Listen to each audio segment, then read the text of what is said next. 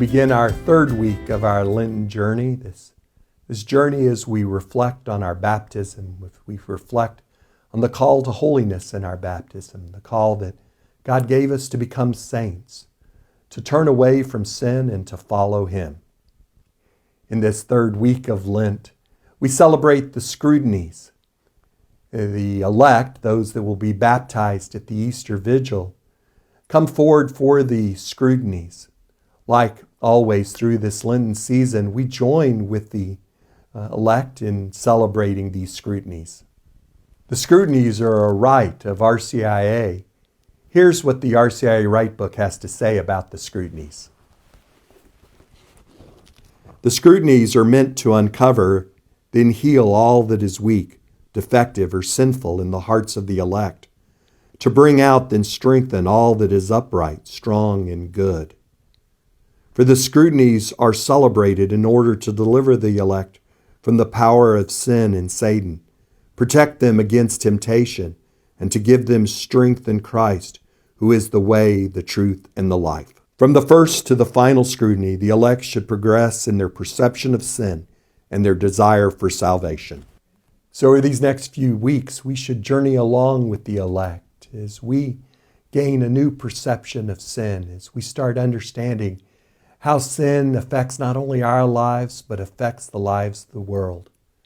That can be a very dark topic, but we have to realize that God has given us the ultimate weapon against sin and evil, His divine mercy.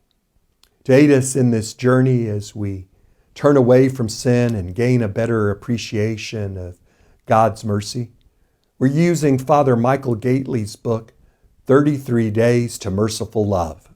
So here's what Michael Gately has to say about divine mercy and our journey into understanding God's great mercy. So the point is, there's hope. You know, we may look around and it seems like, well, there's not a lot of hope, but there is hope. And you can make a difference. You here in the studio, you watching on video, you can make a difference. We can make a difference. We can make a difference in our families. We can make a difference in our communities. We can make a difference in our country. We can make a difference for the whole world. How? By becoming saints. And again, that's what this whole program is about. It's about becoming saints because it helps save the world. Jesus saves the world, but He likes to bring saints into it, and He likes people to ask for it, and then He gives that grace. And what you'll find in this series is that it's not as difficult as you think. In fact, the more unqualified you think you are to be a saint, then you're more qualified. You're the most qualified, according to St. Therese. And so the retreat is all about becoming a saint, really in the quickest, easiest, surest way possible. But also something else. Many people have heard about the little way of St. Therese of Lisieux, but there's one part of her spirituality that a lot of people haven't heard about. It's actually the climax of her whole spirituality. It's the culmination of their whole little way. It's something around which her whole spiritual life revolved around, and very few people ever heard of it. I go to these talks, I ask, how many of you have ever heard of this? And I say it, and no hands go up. My hope is that with this, all the hands are going to start going up because it's an amazing gift. It's what St. Therese calls her offering to merciful love, her consecration to divine mercy.